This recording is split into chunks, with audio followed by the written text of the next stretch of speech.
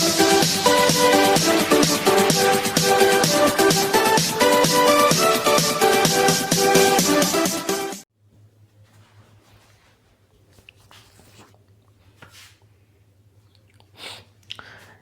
प्यारे बच्चों, मैं पुनीत पुनिया एक बार पुनः आप सभी का हमारे अपने YouTube channel RBSC education classes के ऊपर हार्दिक स्वागत करता हूं।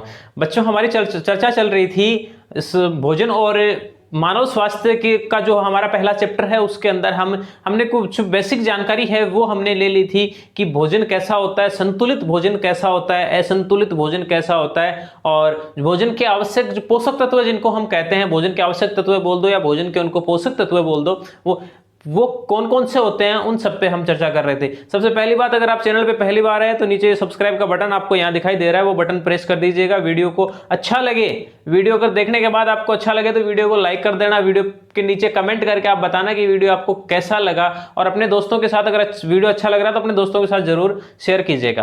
तो ठीक है, हमने बात की थी संतुलित भोजन की और असंतुलित भोजन की। संतुलित भोजन वो होता है जिसमें पोषक तत्व है वो समान आवश्यक मात्रा के अंदर वो है मौजूद रहते हैं, जो मतलब जो उनकी मिनिमम जो क्वांटिटी होती है कि भी हाँ इतने प्रतिशत ये होना ही चाहिए, तो वो अगर मौजूद रहते हैं तो वो क्या कहलाता है, वो संतुलित भोजन कहलाता है। जो 6 पोषक तत्व हैं वो कौन कौन से, उनकी मैं बात करूं तो कार्बोहाइड्रेट, वसा, प्रोटीन, खनिज लवण, विटामिन और जल, ये 6 हैं। ये 6 आवश्यक तत्व कह दो या इनको पोषक तत्व कह दो। ये बहुत ही एक अच्छे भोजन में ये सब चीजें होनी जरूरी हैं। उसके बाद में बात करूं असंतुलित भोजन की, तो असंतुलित भोजन कौन सा होता है जिस भोजन में इनमें से कोई एक तत्व है, इनमें से कोई एक तत्व भी अगर अवेलेबल नहीं हो, एक या एक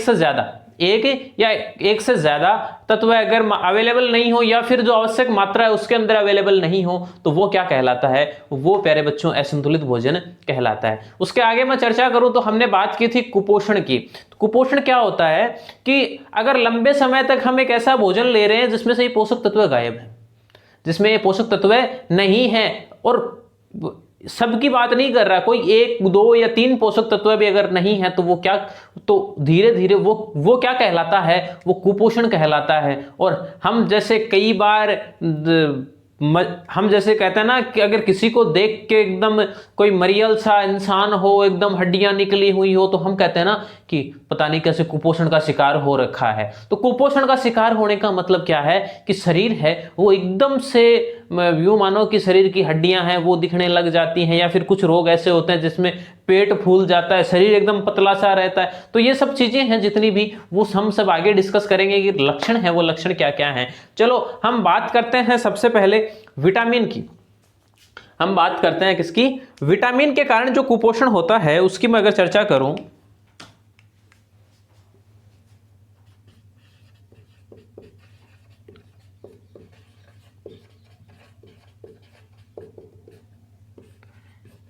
सीधी सीधी बात यह है कि भी अगर जिस भोजन के अंदर हमें विटामिन नहीं मिलते हैं, लंबे समय तक हम विटामिन नहीं खा रहे हैं, विटामिन भोजन में नहीं ले रहे हैं, तो हम क्या होंगे, विटामिन कुपोषण के शिकार है वो हो जाएंगे।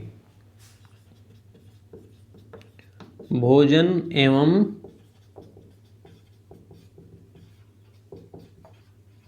मानव स्वास्थ्य, और क्लास है वो अपनी कौन सी है, आज दूसरी क्लास है। अगर आप क्लास में पहली बार मेरे साथ आज जुड़ रहे हैं तो इससे जो पहली क्लास है वो देखने के लिए आप जैसे ही वीडियो के टाइटल पे क्लिक करोगे आपको नीचे लिखा हुआ मिलेगा आरबीएससी क्लास 10th।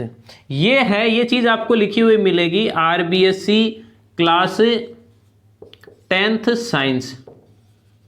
इस नाम से आपको एक प्लेलिस्ट मिलेगी, वो उस प्लेलिस्ट की लिंक नीचे डाली हुई है डिस्क्रिप्शन में। उस लिंक के ऊपर जब आप क्लिक करोगे तो ये प्लेलिस्ट खुल जाएगी, उसमें वो पहला वीडियो है वो आपको मिल जाएगा। चलो तो अब बात करते हैं विटामिन के कुपोषण की। तो विटामिन के कुपोषण का मतलब मैंने आपको बता दिया कि विटामिन का अगर हम लंबे समय तक विटामिन का सेवन नहीं कर रहे हैं या विटामिन अपने भोजन में नहीं ले रहे हैं तो विटामिन कुपोषण के शिकार है वो हो जाएंगे। चलिए अब बात करते हैं, देखो कि विटामिन होते कितने प्रकार के हैं। हमने बचपन से हम सुनते आ रहे हैं कि vitamin A, vitamin B, vitamin C, vitamin D, vitamin E, H K, ऐसे कुछ नाम है वो हम सुनते आ रहे हैं। इसके अंदर हम और यहाँ इस वाले चैप्टर के अंदर हम चर्चा करेंगे vitamin A, vitamin B, vitamin C और विटामिन डी। विटामिन बी है वो यहाँ कितने प्रकार का काम में लेंगे, हम कितने प्रकार का अध्ययन करेंगे। 3 प्रकार के विटामिन बी, B1, B2 और B3 के बारे में हम अध्ययन करेंगे। उससे होने वाले रोग और उस रोग के लक्षण कि भी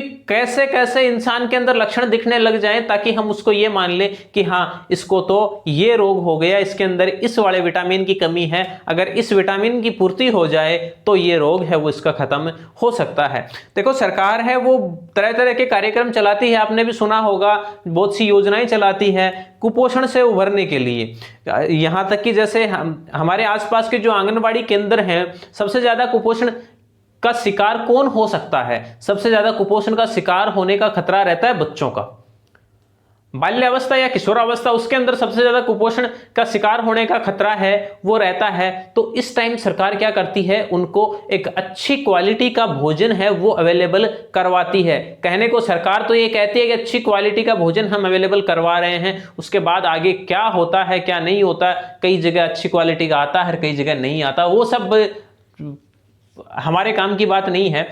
तो वो क्या है कि सरकार भेजती है कि भाई कहीं बच्चे हैं, होने वाला बच्चा अगर कोई लेडीज है, अगर वो प्रेग्नेंट है, तो उसको भी भोजन है वो सरकार द्वारा अवेलेबल करवाया जाता है कि ये है ये भोजन खाए तो होने वाले बच्चे के पोषण के ऊपर कोई प्रभाव नहीं पड़ेगा, मतलब अच्छे तरीके से उसका पोषण है वो हो सकता है, कुपोषण का शिकार है वो नहीं होगा। और बच्चे के जन्म के कुछ साल तक भी सरकार है वो उनको भोजन आंगनवाड़ी केंद्रों के द्वारा वो भोजन है वो उनको अवेलेबल करवाती है। तो चलिए ये तो थी एक नॉर्मल सी जानकारी, जो कि सिर्फ किताबी ज्ञान ही जरूरी नहीं है, आसपास के वातावरण की चीजें हैं वो चीजें भी हमें ध्यान में होनी चाहिए। दूसरी एक बात और मैं आपको बताऊं कि जब तक ये चीजें हम अपने सामाजिक जीवन से जोड़ के नहीं पढ़ेंगे ना, तब तक समझ में नहीं आएंगी। जब तक अपने साथ जो हम डेली जो चीजें देखते हैं, डेली जो चीजें हम काम में लेते हैं, अगर उन सब चीजों से जोड़ के इनको नहीं पढ़ा जाएगा ना, तो ये चीजें हैं ये मानो कि क्लियर नहीं होंगी। सिर्फ रट्टा लगाने से मेरे दोस्त कुछ नहीं होगा। चलिए आगे चर्चा करते हैं। अब मैं बात करता हूं, मैं एक तरफ तो यहां लिख रहा हूं विटामिन, क्या लिख रहा हूं यहां तो मैं लिख रहा हूं विटामिन, उम्मीद कर रहा हूं कि दिख रहा होगा आपको। उसके बाद मैं इसको थोड़ा सा और इस साइड लिख लेते हैं अपन, आगे लिखने में दिक्कत नहीं आए। यहां तो मैं लिख रहा हूं, ये लो मैंने विटामिन लिख दिया। उसके बाद मैं लिखूंगा इसकी कमी से होने वाले रोग, मैं सीधा रोग नाम लिख रहा हूं, ठीक है, और इसकी कमी से होने वाले रोग। उसके बाद मैं यहां उसके लिख रहा हूं कि इस रोग के हैं वो लक्षण क्या क्या हैं, ठीक है। चलिए अब बात करते हैं। सबसे पहले मैं बात करता हूं विटामिन ए की। किसकी? विटामिन ए की मैं बात करूं सबसे पहले, और कोई नाम नहीं है इसका, इसको विटामिन ए ही कहा जाता है। विटामिन ए की कमी से रोग कौन सा होता है? विटामिन ए की कमी से रोग होता है रतौंधी। कौन सा? रतौंधी। और रतौंधी रोग का लक्षण क्या क्या है? इसके लक्षण ये हैं कि ज्यादा प्रकाश,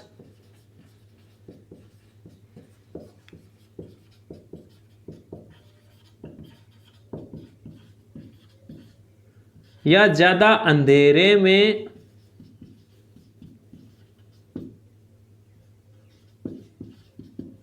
ठीक है। विटामिन ए की कमी से रोग तो कौन सा होता है? रतौंधी। और उसका लक्षण क्या है कि ज्यादा प्रकाश और ज्यादा अंधेरे में दिखाई ना देना। उम्मीद करता हूं कि यहां तक आपको दिखाई दे रहा होगा, ठीक है। तो अब आगे मैं अगर चर्चा करूं कि दूसरा विटामिन कौन सा होगा, तो दूसरा विटामिन होगा प्यारे बच्चों विटामिन बी। और बी का कौन सा? हम B1 लेके चल रहे हैं। B1, B2 और B3 मैंने बताया, इन 3 विटामिनों के बारे में हम यहां स्टडी करेंगे, इन तीनों विटामिनों के बारे में हम यहां देखेंगे। विटामिन बी की कमी से रोग कौन सा होता है? इसकी कमी से होता है बेरी-बेरी रोग। कौन सा? बेरी-बेरी के लक्षण होते हैं मांसपेशियों का कमजोर हो जाना, मांसपेशियों या तंत्रिकाओं का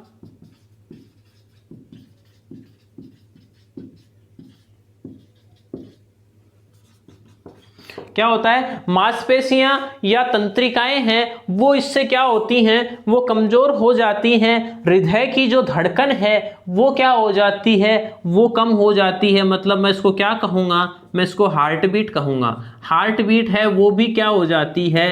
कम हो जाती है, चलिए अब मैं आगे बात करूं कि विटामिन, मैं B2 की बात करूंगा। विटामिन B1 का दूसरा नाम मैं आपको बता दूं, इसका दूसरा नाम है वो क्या होता है, विटामिन B1 को क्या कहा जाता है, विटामिन B1 को थायमीन है वो कहा जाता है। इससे आगे मैं बात करूं विटामिन B2 की, किसकी, विटामिन B2 की।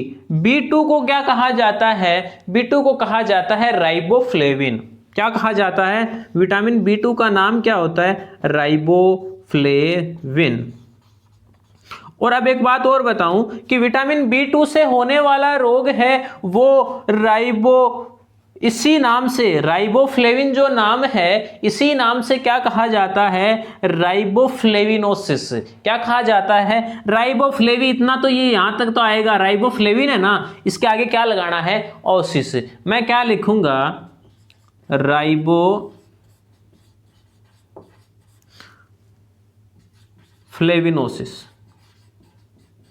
क्या होगा, राइबोफ्लेविनोसिस किससे होगा, राइबोफ्लेविन से।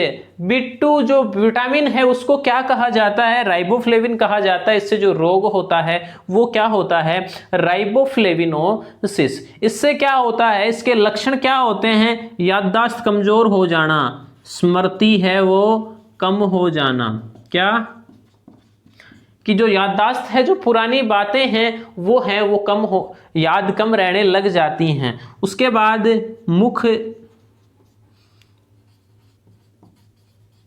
मुख के किनारों व होठों की त्वचा फट जाना। ठीक है, क्या होगा कि मुख के जो किनारे होते हैं या फिर होठों की जो त्वचा है वो क्या हो जाती है, वो फट जाती है। जैसे हम देखते हैं ना कि सर्दियों में क्या होता है कि हमारी जो ये होठों की जो स्किन होती है ये ऑटोमेटिक है वो फटने लग जाती है, तो वो नहीं है। उसके अलावा गर्मियों में तो ऐसा नहीं होता ना, तो इससे क्या होता है, इससे तो हर मौसम में राइबोफ्लेविनोसिस से क्या होता है कि हर टाइम है वो मुख और ये जो होठ वगैरह हैं इनकी जो त्वचा है वो त्वचा इनसे फटने लग जाती है। और भी मतलब यहाँ बुक में तो नहीं दे रखा है, लेकिन हम देखो ये शुरू से भी पढ़ते आ रहे हैं, हमने पहले भी पढ़ा है कि भाई इनकी पूर्ति कैसे हो। मैं बात करूं कि भैया मेरे रतौंधी रोग है, मैं क्या करूं। अब हम क्या कहेंगे कि भाई विटामिन ए है उसकी पूर्ति करो। अब ये तो चलो अपने बुक में ये चीज नहीं दे रखी है कि विटामिन, अब आप ये पूछो कि सर विटामिन ए की पूर्ति कैसे करें, तो उसके अंदर क्या होता है, उसके अंदर जैसे पके हुए फल आते हैं, जैसे पीले फल या पीली सब्जियां हैं मुख्यतः वो खाई जाती हैं। ऐसी ये बहुत सी चीजें हैं जिनके अंदर वो सब चीजें मौजूद रहती हैं। जैसे मैं बात करूं आम है, पपीता है, कद्दू है, ये सब चीजें हैं, ये सब चीजें खानी चाहिए। तो वो तो हमारे यहाँ सिलेबस में दे नहीं रखा है, वरना हम उस पर भी चर्चा करते हैं। फिर भी मैं थोड़ी थोड़ी ये बातें हैं मैं आपको बताता चलूंगा। मैं बात करूंगा कि विटामिन B3 की, किसकी, मैं बात करूंगा विटामिन B3 की, जिसे क्या कहा जाता है, इसे नियासिन कहा जाता है। क्या कहा जाता है, विटामिन B3 को क्या कहा जाता है, नियासिन। और इसके कारण जो रोग होता है उसे क्या कहते हैं, पेलेग्रा। क्या कहते हैं, इसके कारण होने वाला रोग है उसे क्या कहा जाता है, उसे पेलेग्रा कहा जाता है। और इसके लक्षण क्या हैं कि पूरी त्वचा पर क्या आ जाती है, पपड़ी आ जाती है।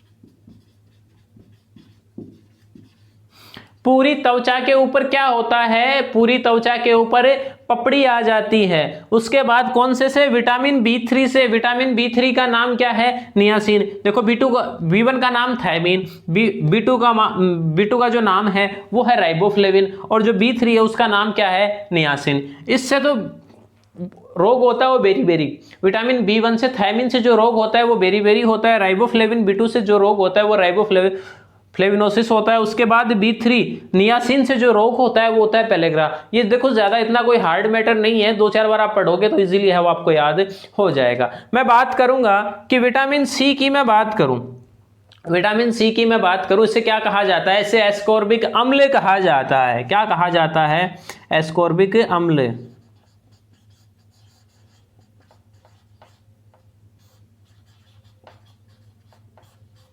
ये क्या है, एस्कॉर्बिक अम्ल कहा जाता है इसे। किसे, विटामिन सी को, और इसकी कमी से जो रोग है वो कौन सा होता है? स्कर्वी। कौन सा रोग होता है? स्कर्वी रोग होता है विटामिन सी की कमी से। और इस रोग के अंदर क्या होता है? मसूड़ों में सूजन आ जाना, मसूड़ों से खून आना, ये सब है, ये सब इसके अंदर होता है। कई बार हम देखते हैं ना कि किसी के मसूड़े हैं वो एकदम सूजे हुए होते हैं और उनसे खून वगैरह आता रहता है, तो उसके अंदर किसकी कमी है? विटामिन सी की कमी है। मैं बात करूं कि विटामिन सी की पूर्ति कैसे होगी, कि भाई ऐसा अगर किसी के साथ हो रहा है, आपके मसूड़ों से खून आ रहा है, भगवान करे आप वालों से ना आए, लेकिन अगर किसी के आ रहा है तो उससे क्या करना चाहिए? विटामिन सी का सेवन करना चाहिए। अब आप ये कहोगे सर विटामिन सी में आता क्या है, वो तो बताओ, क्या क्या होता है विटामिन सी के अंदर? तो जो बेटा खट्टा जितने भी हम खाते हैं, नींबू खाते हैं, टमाटर खाते हैं, संतरा है, मौसमी है, किन्नू है, इन सब चीजों के अंदर क्या होता है? इनमें विटामिन सी होता है कि खट्टी चीजें हैं वो आप ज्यादा खाओ। तो इसके लक्षण की मैं बात करूं तो क्या होता है?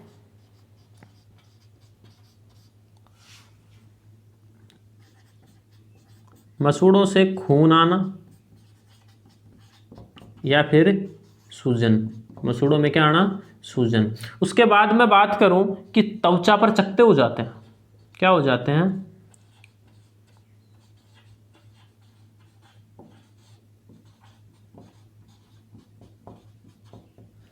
ठीक है। उसके बाद में अगला विटामिन आएगा, वो आएगा अपना विटामिन डी। और विटामिन डी को क्या कहा जाता है? कैल्सीफिरोल इसको नाम दिया गया है। क्या कहा जाता है?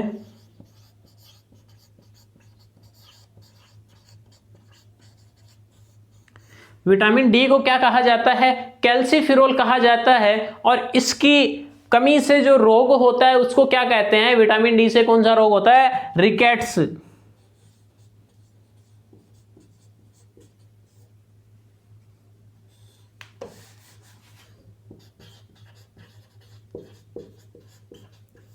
विटामिन डी की कमी से रोग कौन सा होता है? रिकेट्स होता है। और इसके लक्षण क्या होते हैं? कि पैरों की जो हड्डियां हैं वो मुड़ जाती हैं, घुटने हैं वो आपस में टच होने लग जाते हैं।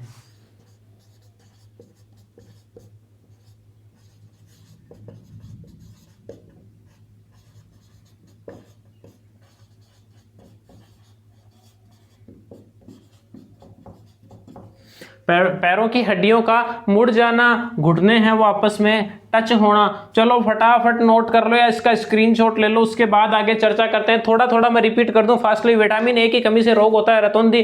और रतौंधी रोग के लक्षण क्या होते हैं? कि ज्यादा प्रकाश या ज्यादा अंधेरे में हमें दिखाई नहीं देता है। मैं बात करूं विटामिन बी की, विटामिन बी1 की मैं बात करूं तो विटामिन बी1 से रोग कौन सा होता है? बेरी। उससे मांसपेशियां या तंत्रिकाएं हैं वो कमजोर हो जाती हैं, हार्ट बीट है वो भी क्या हो जाती है? कम हो जाती है। उसके बाद मैं चर्चा करूं विटामिन बी2 राइबोफ्लेविन के, इससे रोग होता है राइबोफ्लेविनोसिस।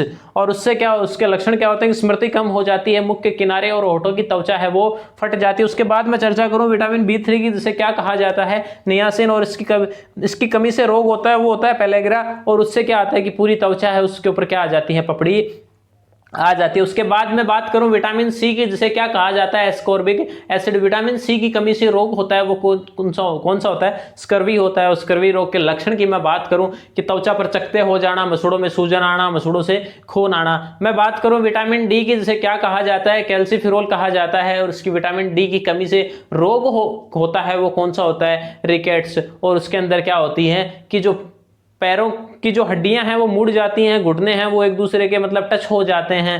तो ये सब हो गया। उसके बाद और देखो विटामिन डी मिलता किससे है? विटामिन डी सबसे ज्यादा, हम कई बार ये नहीं कहते क्या, कोई धूप में बैठा हुआ है, खासकर सर्दियों की धूप में, तो उसमें कोई बाहर बैठा हुआ है तो हम क्या कहते हैं कि खड़ा हो जा, क्या यहाँ विटामिन डी ले रहा है तू? इसका मतलब सूर्य की रोशनी के अंदर है वो विटामिन डी है वो मिलता है। ठीक है, तो चलो नोट करो, इसका स्क्रीनशॉट लो फटाफट। उसके बाद हम आगे चर्चा करते हैं। ये तो हो गया विटामिन का कुपोषण। उसके बाद हम प्रोटीन पर भी चर्चा करेंगे, खनिज लवण पर भी चर्चा करेंगे। जल्दी से नोट कीजिएगा।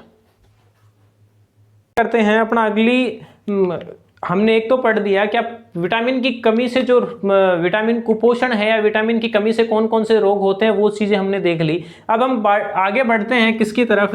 प्रोटीन कुपोषण की तरफ।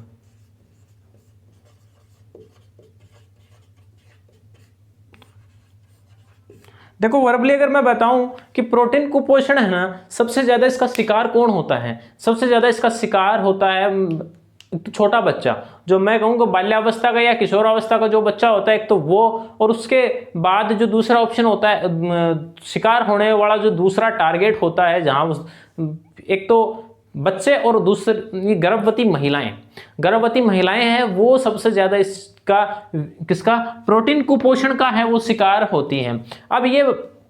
अब आगे बात करते हैं कि इससे 2 रोग होते हैं। कितने? 2 रोग होते हैं। एक का नाम तो क्या है? क्वासिओरकोर। पहला रोग कौन सा होता है? क्वासिओरकोर होता है, और दूसरा रोग होता है मेरस्मस। मैं इनकी बात करूं कि मैंने पहला तो ये लिख दिया कि भैया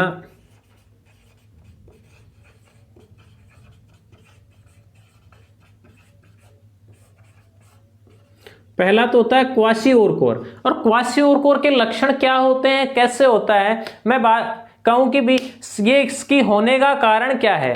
इसके होने का कारण क्या है कि भोजन में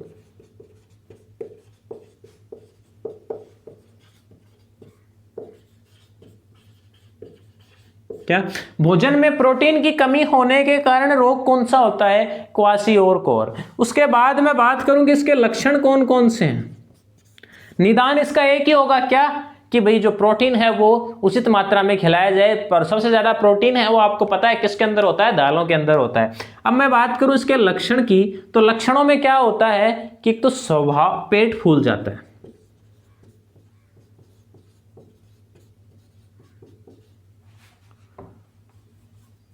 पेट फूल जाना, फिर भूख कम लगती है।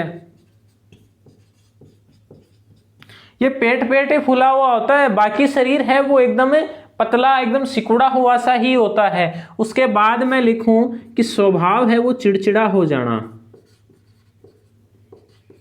स्वभाव चिड़चिड़ा होना। उसके बाद मैं लिखूं कि त्वचा है उसके ऊपर क्या?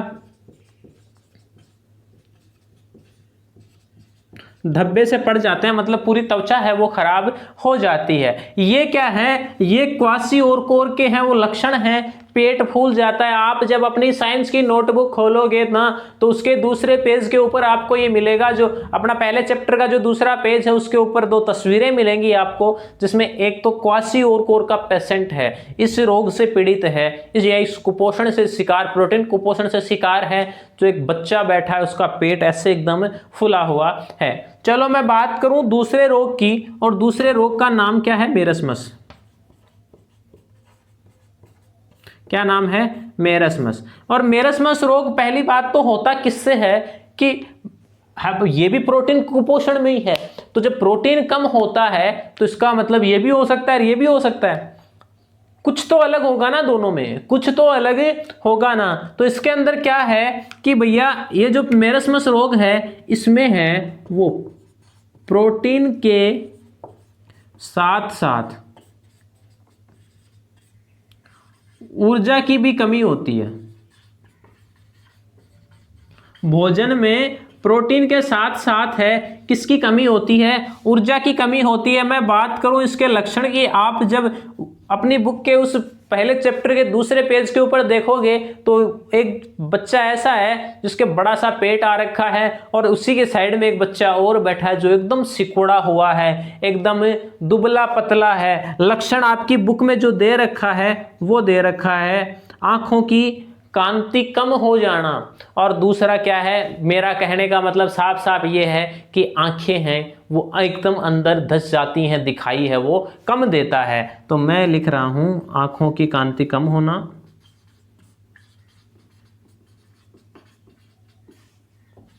वह अंदर धंस जाना, आंखें हैं वो अंदर धंस जाती हैं। देखो जब एकदम इतना इंसान कमजोर हो जाए कि शरीर की एकदम हड्डियां दिखने लग जाती हैं, ये मानो कि लगभग ये 2-3 मार्कर ले लो ना तो इतने पतले हाथ हो जाते हैं। सिर्फ और सिर्फ क्या दिखती हैं? हड्डियां दिखती हैं, हड्डियों के अलावा बच्चों कुछ भी नहीं दिखता है। तो ये सब किसके अंदर आता है? ये सब मेरस्मस रोग के अंदर आता है। कॉन्सेप्ट, दो रोग कौन से पढ़े? प्रोटीन कुपोषण के अंदर दो रोग हमने पढ़े, क्या? क्वाशियोरकोर और मेरस्मस। क्वाशियोरकोर में क्या होता है कि भोजन में प्रोटीन की कमी के कारण ये रोग होता है। इसके लक्षण की मैं बात करूं तो शरीर तो वो कमजोर तो होता ही है, उसके अलावा पेट फूल जाता है, भूख कम लगती है, स्वभाव है वो चिड़चिड़ा हो जाता है, त्वचा है वो खराब हो जाती है, उस पर धब्बे पड़ जाते हैं। उसके बाद में बात करूं मेरस्मस रोग की, उसमें क्या होगा कि प्रोटीन के साथ, भोजन में प्रोटीन के साथ साथ है ऊर्जा की भी क्या होती है? कमी होती है। और इसके लक्षण क्या होते हैं? आंखों लिख लो इसको, आंखों की कांति है उसका कम हो जाना, और अंदर है वो धंस जाती हैं, आंखें हैं वो अंदर धंस जाती हैं। देखो ये सब चीजें साथ साथ नोट कर लिया करो, लास्ट वाले क्वेश्चन करने की जरूरत ही नहीं पड़ेगी, इस चीज की मैं आपको गारंटी देता हूं। और इन लिखाए जो चीज मैं लिखा रहा हूं यहां, उससे बाहर एक क्वेश्चन भी नहीं जाएगा, उससे बाहर एक क्वेश्चन भी नहीं जाएगा। ये सब चीजें अब हो सकता है आपको ये पूछ ले कि भाई अब मैंने ये नहीं लिखा है कि प्रोटीन कुपोषण से होने वाले रोगों के बारे में बताओ, मैंने ये चीज तो नहीं लिखा है ना मैंने, लेकिन यहाँ प्रोटीन कुपोषण लिख के इससे दो प्रकार के ये रोग, ये प्रोटीन कुपोषण के कारण ये दो रोग होते हैं, तो मैं यहाँ क्वेश्चन नहीं लिखवा रहा हूँ, आपको ध्यान में रखना है कि हाँ प्रोटीन कुपोषण से ये दो रोग होते हैं। तो चलिए आज के लिए इतना ही, बाकी मिलेंगे अगली क्लास में। और हाँ, अब तक अगर चैनल को सब्सक्राइब नहीं किया तो ये सब्सक्राइब वाला बटन दबा दो। वीडियो कैसा लगा कमेंट करके बताओ, अच्छा लगा हो तो वीडियो को लाइक जरूर करें, अपने दोस्तों के साथ शेयर करें, जो आपके क्लासमेट हैं, दो चार जो आपके बहुत अच्छे दोस्त हैं या बहुत अच्छी आपकी जो कहते हैं ना सहेलियां हैं, खासकर लड़कियों के लिए कहते हैं ना मेरी सहेलियां, तो उन सहेलियों के साथ या अपने यार दोस्तों के साथ, ये जो आपके दो चार खास दोस्त होते हैं उनके नंबर तो आपके पास मिल जाएंगे, तो उनके साथ भी ये चीज़ें हैं वो शेयर कीजिएगा ताकि वो भी हैं वो कुछ थोड़ा सीख सकें। तो चलिए आज के लिए इतना ही, बाकी मिलेंगे अगली क्लास में, तब तक के लिए धन्यवाद। जय हिंद, जय भारत।